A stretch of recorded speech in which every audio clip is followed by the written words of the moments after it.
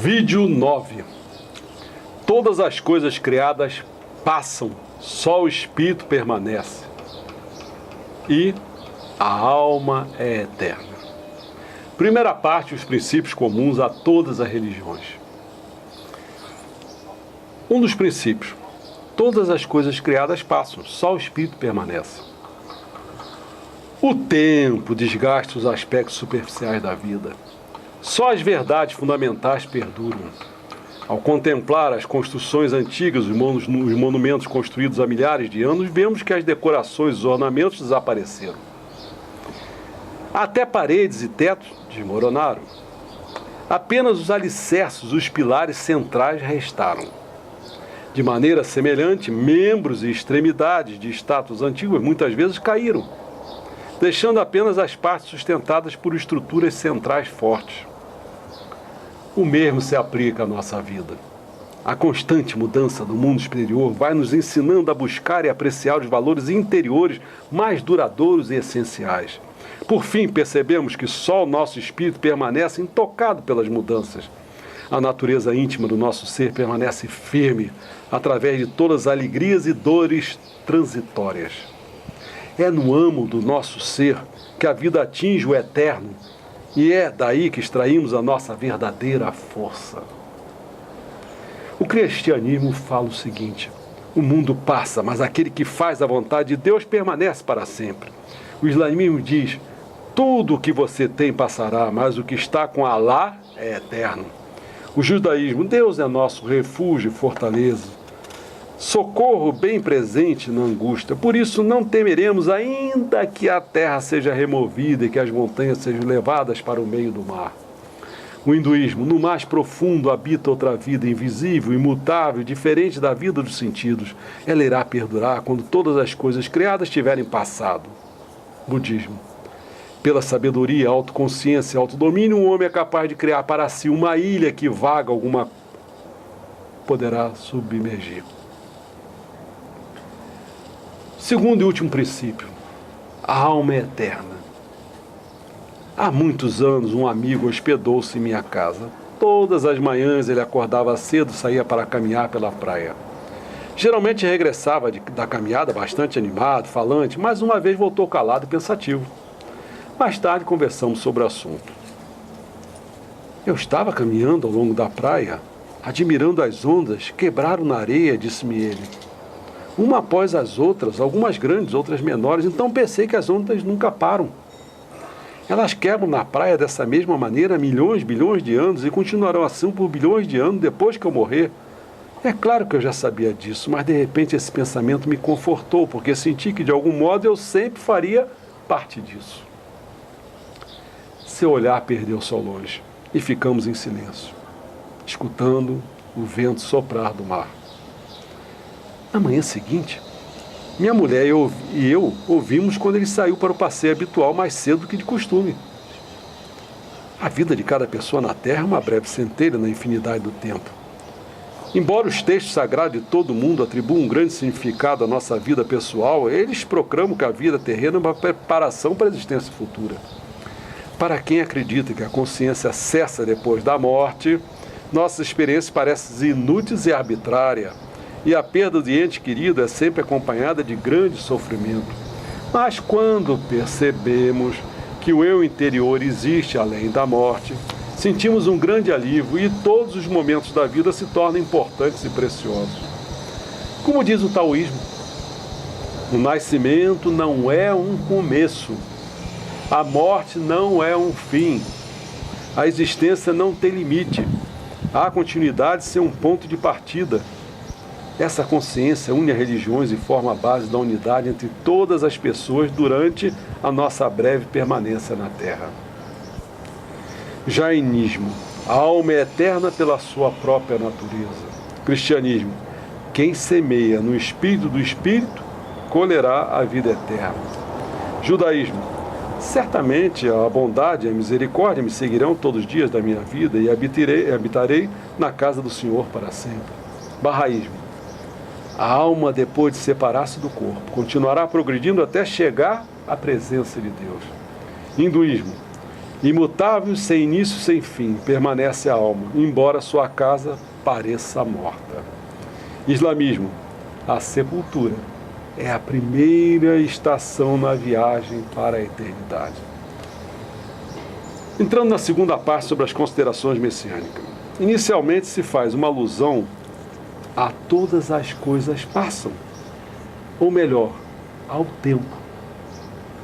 Eis o ponto consideração messiânica. O tempo para as coisas é gratificante e temível. No ensinamento da religião ao morto está escrito: não há nada mais gratificante e temível que o tempo. Quando começar a entender isso, o homem vai soltar gemidos.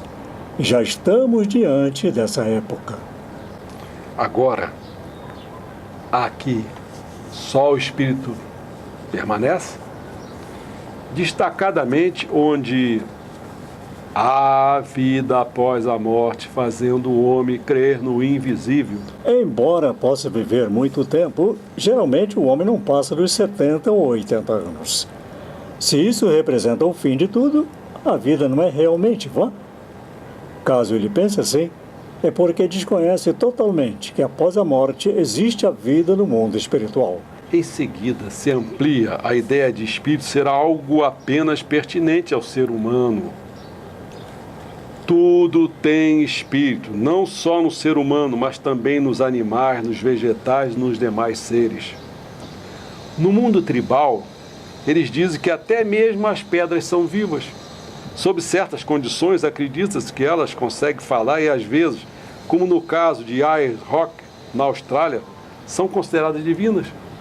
Eis o que o Mestre Sama diz. Tudo o que existe no mundo é composto de matéria e espírito, sendo que a deterioração e a decomposição da matéria são causadas pelo abandono do espírito. Mesmo em relação às pedras, existe um tipo, chamado pedra morta, que se esfarela com facilidade. E isso também se deve à ausência de espírito. Tudo que tem forma é constituído de espírito e corpo.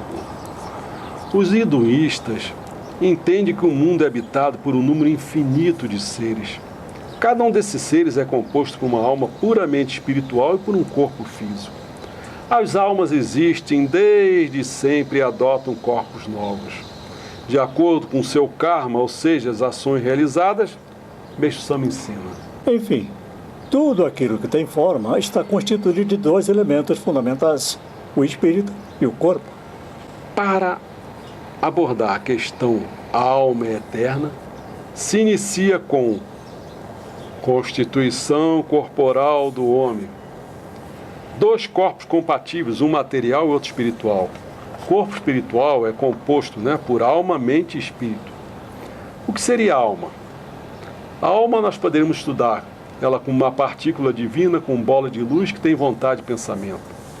Também poderia-se estudar ela alojada no momento da fecundação por Deus e pelo homem.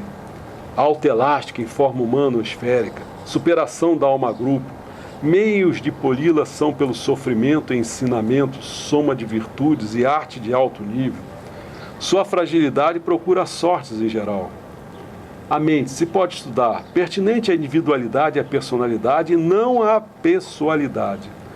Ela é limitada e ampliada pela inteligência, age verticalmente por meio da intuição verdadeira, eleva-se ao estado de suprema iluminação, purifica-se via solo sagrado, colunas de salvação e ensinamento. Sua expansão tem de ser quantitativa e qualitativa.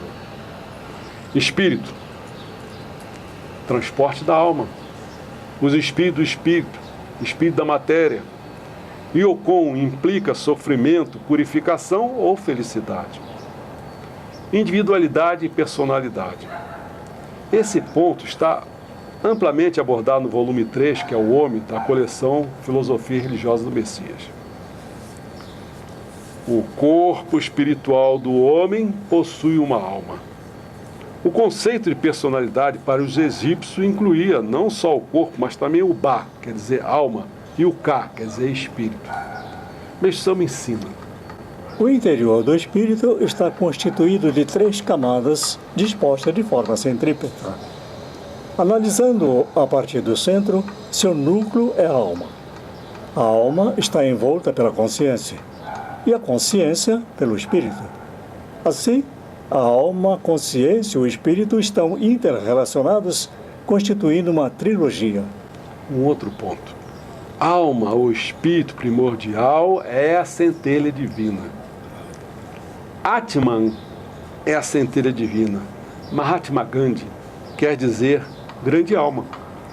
Meixo diz: é comum ouvirmos dizer que o homem é filho ou templo de Deus.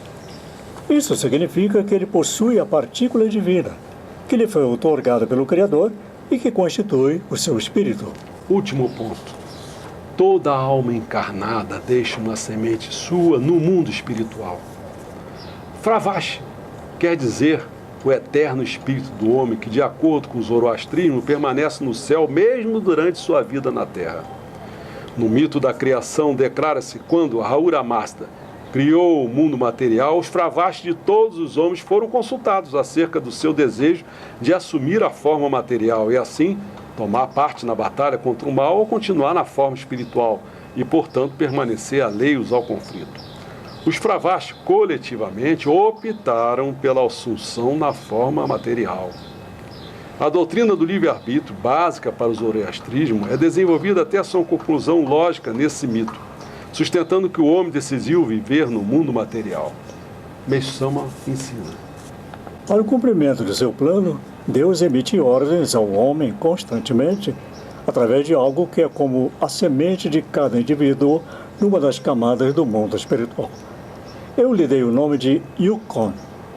A ordem é primeiramente baixada ao Yukon, e este, através do halo espiritual, a transmite à alma, núcleo do corpo espiritual do homem. E assim encerramos o vídeo 9.